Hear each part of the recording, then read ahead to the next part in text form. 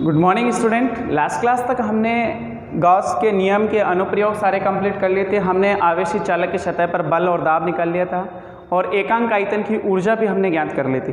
अब हमारे पास एक लास्ट टॉपिक बचा हुआ था, साबुन के आवेशित बुलबुले का संतुलन। ठीक है, लास्ट टॉपिक है, इसमें जनरली क्वेश्चन बनता ही नहीं है। ठीक है, फिर भी हम इसको देखते हैं। आपने देखो बुलबुला जो है वो 11वीं क्लास में तरल वाले चैप्टर में पढ़ा था। बुलबुले की बात आपने तरल वाले चैप्टर में कर ली थी 11वीं क्लास में। उसमें ऐसा सीखा था कि भाई दाबादिक्य होता है कुछ। जैसे मान लो एक साबुन का बुलबुला है जिसकी त्रिज्या हम ऐसे लिख लेते हैं, माना एक बुलबुला, एक साबुन का बुलबुला। हम इसको आवेश भी देंगे, साबुन का बुलबुला जिसकी त्रिज्या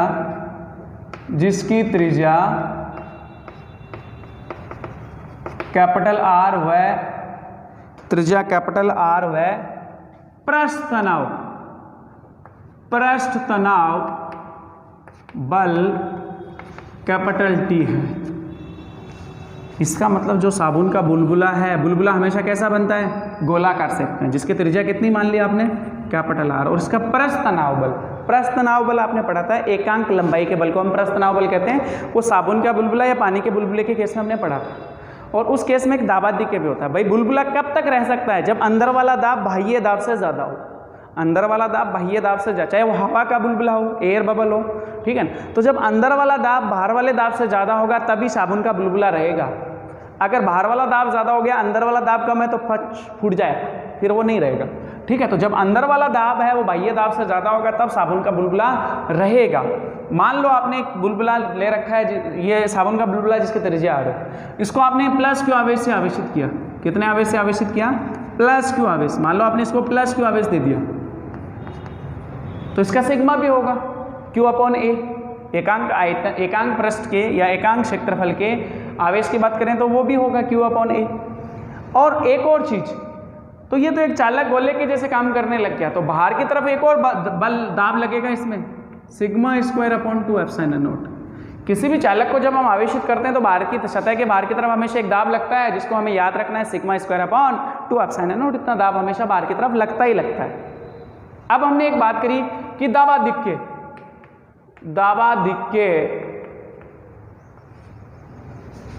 होना चाहिए तभी बुलबुला रहेगा। अंदर वाला दाब बाह्य दाब से ज्यादा होना चाहिए, उसको पी एक्सिस से निर्देशित करते हैं अपन। और वो कितना होता है? साबुन के बुलबुले के लिए या पानी के बुलबुले के लिए बात करें 40 बाई कैपिटल आर। यही था क्या equation number 1? 40 by capital are, यही था। ये तो तब है जब हमने उसको कोई आवेश नहीं दिया, तब दाबादिक्य इतना था, पी एक्सिस बराबर 40 बाई आर। मतलब अंदर वाले दाब और बाह्य दाब का जो अंतर है उसको दाबादिक्य कहते हैं। अंदर वाला दाब ज्यादा होगा, बाह्य दाब कम होगा, तभी आपका बुलबुला रहेगा, नहीं तो बुलबुला नहीं रहेगा। अब मैंने बोला कि जब अंदर वाला दाब ज्यादा, बाहर वाला दाब कम है, तो दाब का अंतर को दाबादिक्य बोला और वो इतना है 40 बाई कैपिटल। जैसे ही हमने उसको आवेश दिया, जैसे ही बुलबुले को आवेश दिया, प्लस क्यू आवेश से आवेशित किया, तो एक और दाब अंदर से बाहर की तरफ लगना शुरू हो गया। अब बताओ क्या इस अंतर में ये वाला मान जोड़ना चाहिए? बिल्कुल जोड़ना चाहिए, क्योंकि अंदर वाला दाब ज्यादा है तो अंदर वाला ये और बढ़ गया। तो आपके पास कंडीशन आ गई P axis plus sigma square upon 2 epsilon not बराबर 40 by capital are.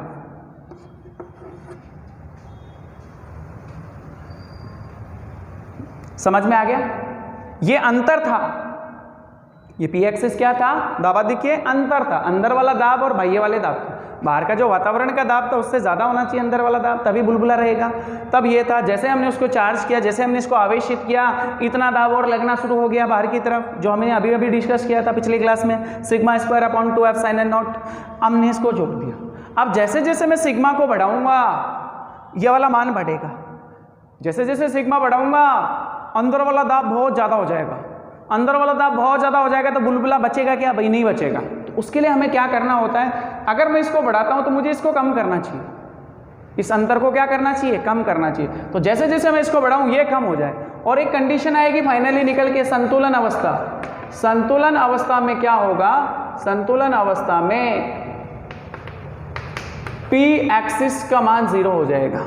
P axis का मान क्या हो जाएगा? 0। उस कंडीशन में ये मान 0 हो जाएगा और आपका बुलबुला फूट जाएगा। तो आपके पास कंडीशन क्या बचेगी, जब मैं इसको जीरो कर दूंगा तो आपके पास आंसर बचेगा sigma square upon 2 epsilon not equals to 40 by capital R.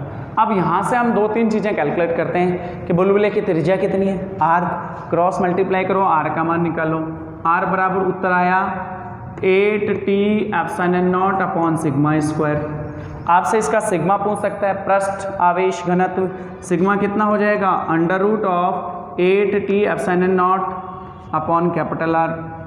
ठीक है ना, आपसे क्या क्या पूछ सकता है, ये पूछ सकता है, आपसे ये पूछ सकता है, आपसे ये भी पूछ सकता है कि भैया इस बुलबुले को आवेश कितना दिया था, कैपिटल क्यू का मान कितना है, तो हम चीज़ डिस्कस कर चुके, सिग्मा बराबर क्यू अपॉन ए, पृष्ठ आवेश घनत्व सिग्मा बराबर Q upon A, then Q equals to क्या बचा sigma A, Q equals to sigma का मान ये रख लो 8t epsilon not upon capital R, और ए क्या है, इस वही गोलाकार है तो इसका क्षेत्रफल, पृष्ठीय क्षेत्रफल 4 pi capital R square, Q को हम ऐसे भी लिख सकते हैं 4 पाई, बाहर लिख लिया अंडर रूट, इस आर स्क्वायर को अंदर ले जाओगे अंडर रूट में जाएगा, आर की घात 4 बनेगा, एक आर कट जाएगा, 8t epsilon naught R cube, ये क्यू का मान आ गया। तो इस तरह से हम एक साबुन के आवेशित बुलबुले के लिए उसकी त्रिज्या ज्ञात कर सकते हैं, उसको कितना आवेश दिया ज्ञात कर सकते हैं, हम सिग्मा का मान भी ज्ञात कर सकते हैं। ठीक है, तो ये लास्ट टॉपिक था आपका। इस तरह से आपके चैप्टर के सारे टॉपिक खत्म हो गए। अब हम कुछ न्यूमेरिकल्स डिस्कस कर लेते हैं।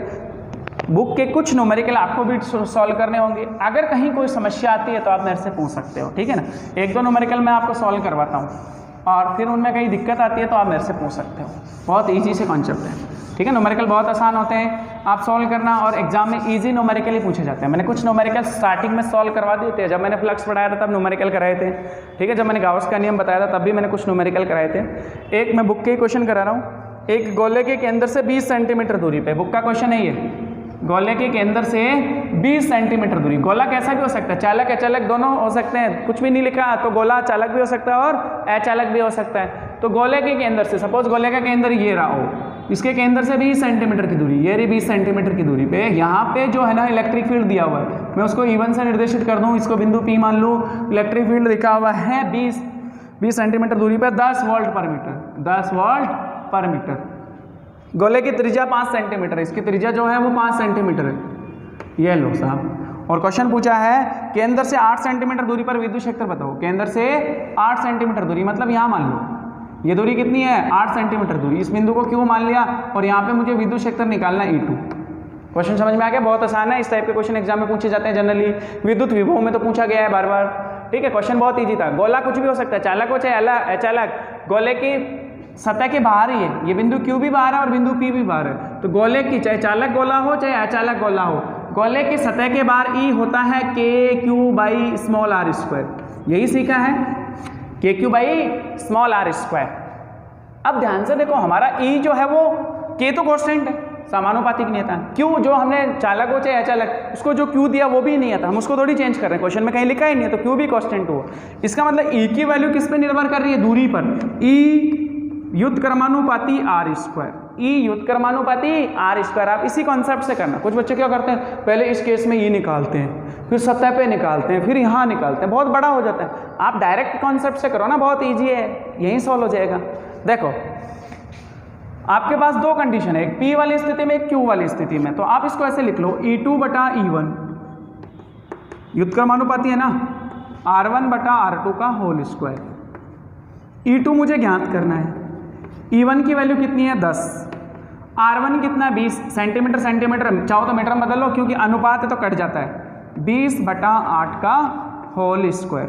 अब E2 सॉल्व करना है, क्रॉस मल्टीप्लाई कर लो, E2 आ गया, E2 बराबर 20 बटा 8 का स्क्वायर, 20 का स्क्वायर 400, 8 का स्क्वायर 64 गुणा, ये वज्र गुणा होकर उधर चला जाएगा 10, 16 से काट लो, 16 चौक 64, 16 दूनी 32, 25, फिर 2 से काट लो 5, 125 बटा 2 62.5 वोल्ट पर मीटर। देखो कॉन्सेप्ट भी समझ में आ गया। जैसे जैसे हम केंद्र से दूरी पे जाएंगे ई का मान घटेगा और पास में ई का मान बढ़ेगा, सतह पे और भी ज़्यादा होगा। 8 सेंटीमीटर पे कितना आया 62.5। क्या न्यूमेरिकल समझ में आ गया बेटा, एग्जाम में ऐसा ही पूछा जाता है, ठीक है, ईजी है। चलो नेक्स्ट क्वेश्चन देखते हैं।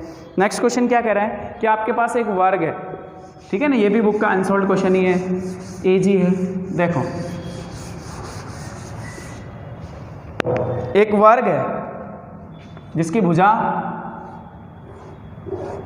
10 सेंटीमीटर है।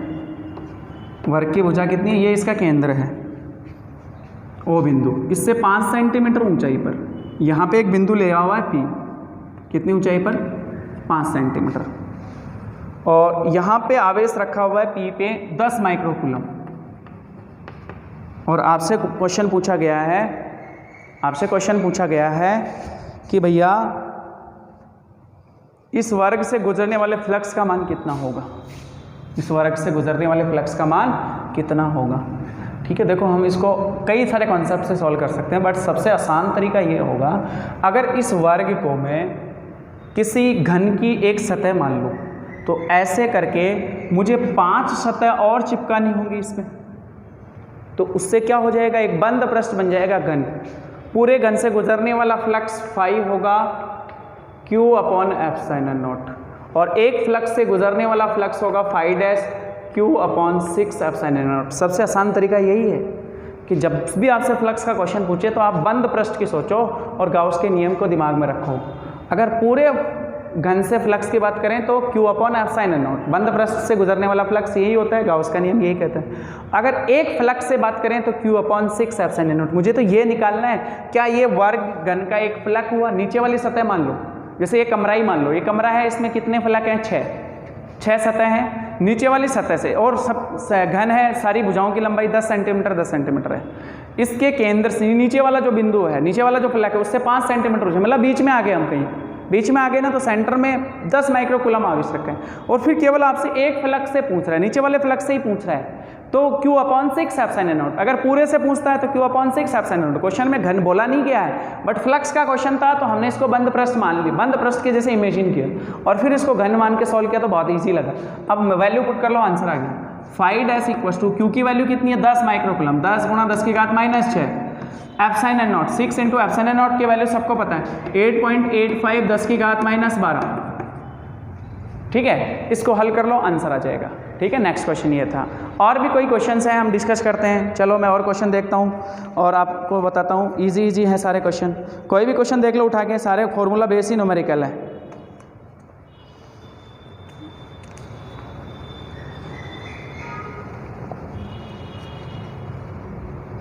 एक धातु की प्लेट का क्षेत्रफल 10⁻⁻² मीटर स्क्वायर है। प्लेट को 10 माइक्रोकूलम आवेश दिया जाता है, तो प्लेट के निकट बिंदु पर विद्युत क्षेत्र का मान कितना होगा? एक धातु की प्लेट है जिसका क्षेत्रफल, धातु की प्लेट का क्षेत्रफल आपको दिया हुआ है।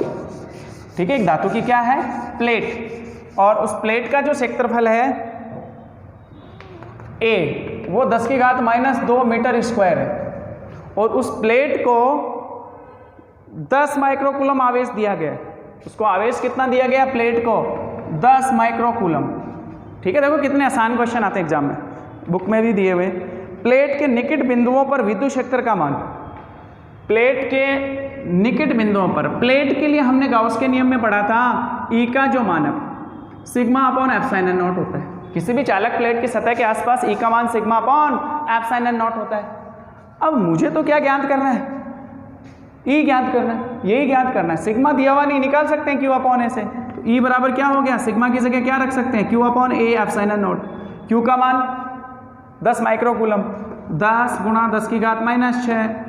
A सीधा दिया हुआ 10⁻², ε0 8.85 10⁻12। हल कर लो, न्यूटन पर कूलम या वोल्ट पर मीटर, जो भी आंसर होगा वो कैलकुलेट हो जाएगा। ठीक है, बाकी न्यूमेरिकल आप डिस्कस करना, और कोई समस्या आती है तो नेक्स्ट क्लास में हम डिस्कस करेंगे। Thank you.